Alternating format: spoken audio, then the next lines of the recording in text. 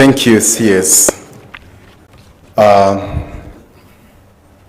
Deputy President, Professor Kindiki, governors here present, cabinet secretaries, PSAs, investors from this region, and everyone here, allow me to take this opportunity first to appreciate this conference. The outcomes of a conference are sometimes not in the number of people who come, but the decisions that are made. And in particular, we have come here to Nyanza to highlight the huge potential that exists. And I want to join my colleagues who have spoken before me to say that we have all that is needed for Nyanza to take off. If it's an airport, many counties don't even have an airstrip. You have an international one. You have a lake. You have an educated population. You have an English-speaking population. So these are huge things that we cannot overlook. And when I say English-speaking, I think it's also good to know the world is moving towards what you call business process outsourcing, where a company in Europe sets up a big center here. So if you want to call Land Rover UK, the call is picked here, and therefore things of language become important. So as custodians of the Queen's language, monetize that language, right? So in the interest of time, allow me to just make a few comments. I'm honored and delighted to be with you today during this Nyanza International Investment Conference of 2025, and hope that even in the subsequent years, we'll do a follow-up to ensure that the issues that come here will be followed through. This international event represents the growth of Nyanza as a forward-thinking region that is part of the progress we seek to have as a nation. It also serves as a crucial platform for advancing dialogue, fostering innovation, and building the partnerships necessary to drive the next wave of economic transformation.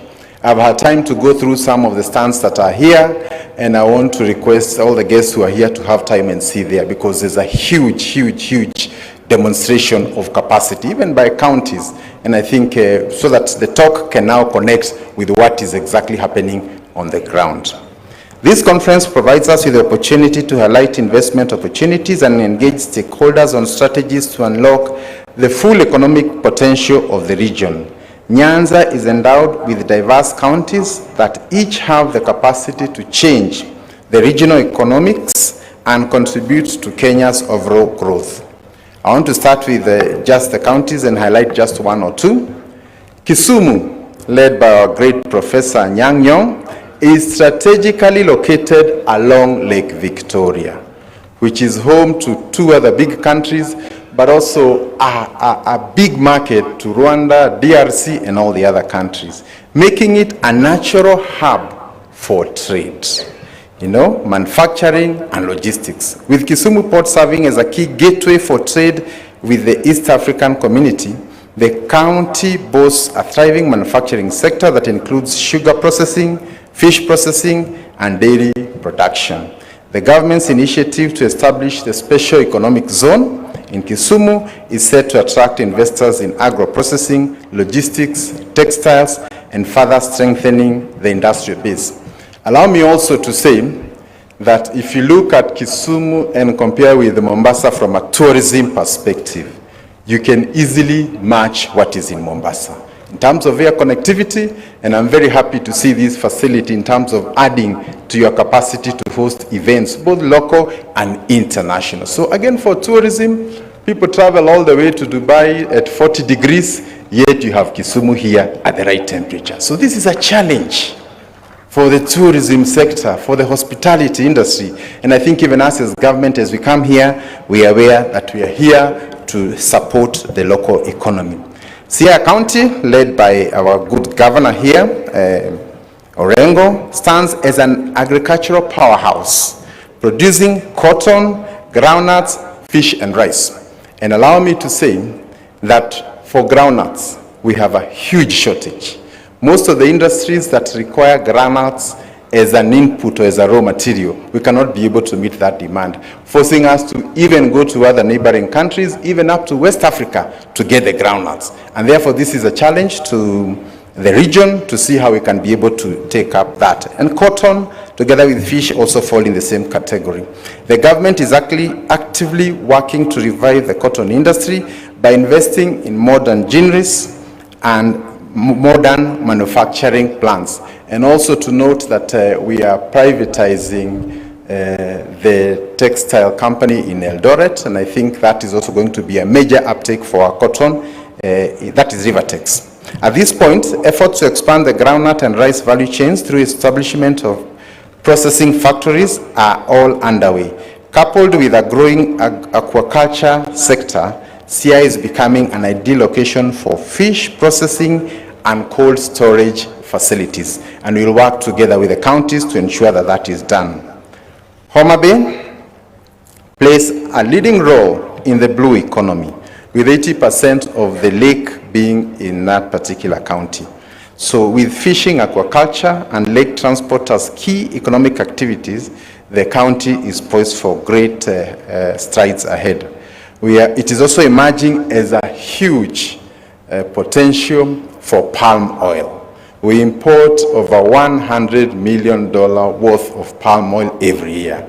Yet it can be grown here. And some of the areas where it can grow very well, and tests have proven, is actually Homa Bay. So we will be working and also looking for investors. And I mentioned that here also to interest those who may have large tracts of land and would want to get into partnerships with investors so that we can get into commercial plantations for palm oil.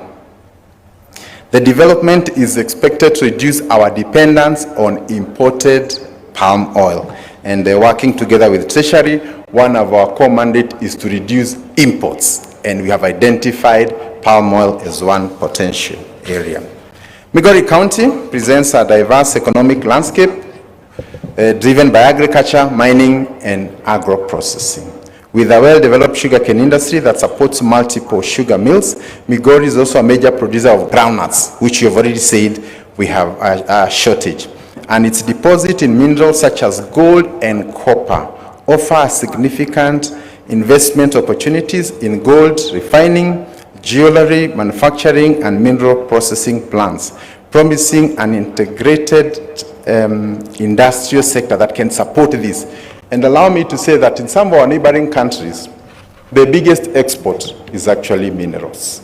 In fact, we have seen with the challenges in some of our neighboring countries, minerals has gone up. So again, this is one area that I can actually lift the whole country. Kisii County, led by our good governor, Simba Arati, is renowned for its world-class soapstone mining, a sector with immense potential for value addition and international exports. Beyond soapstone, Kisii is a leading producer of bananas, dairy products, and tea.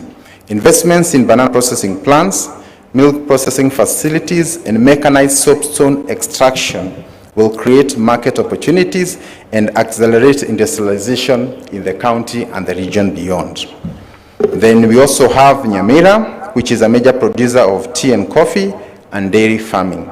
And by expanding the processing facilities for tea and coffee, the county can increase product quality and global competitiveness. Additionally, investing in modern milk cooling processes will support Nyamira's growing dairy sector and improve incomes for local farmers. In conclusion, the region also presents a huge wealth of targeted investment opportunities across the whole value chain, whether you're thinking of tourism, logistics, and all that. And my prayer is that the professionals who are here today, including the business people who are here, we need to mobilize capital, because once we identify these opportunities, then we need to look for vehicles that can help us to invest and create value for our people. Ladies and gentlemen, allow me to conclude by saying that the sugar industry, that is a major employer here, has had great improvements in the last 2 years. And I'm happy to say that this year we will not be importing any sugar. And we hope in the next 2 years we do not import, and instead the country can become an exporter of sugar. And that's a conversation we would want to do in tea, in wheat, and all the other products. And because our weather is generous, we can be able to work that together.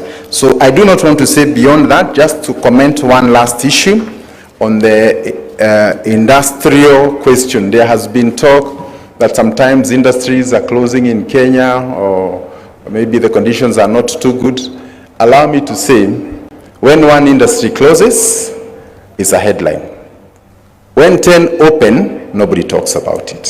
So in the coming weeks, we want to engage in highlighting the industries that have come in the last 3-4 years. And we will be coming here to Nyanza, working with the elected leaders, so that we don't end up giving perceptions that make our destination look unattractive and therefore less useful to the investors. I want to end there, and indeed to thank all of you and assure you that this is the beginning. Much more will happen when we move from here and look for those investors. May God bless Nyanza. Thank you. Could we again give them a round of applause? Your Excellency, you can see I had a written speech, but certainly I'm not going to read this speech. I have no time left. I'll just take 2 minutes to say a word or two, and then I invite you. And I will start by saying that we have an opportunity. We have a great opportunity. We have had occasions when we spoke of lack of opportunity.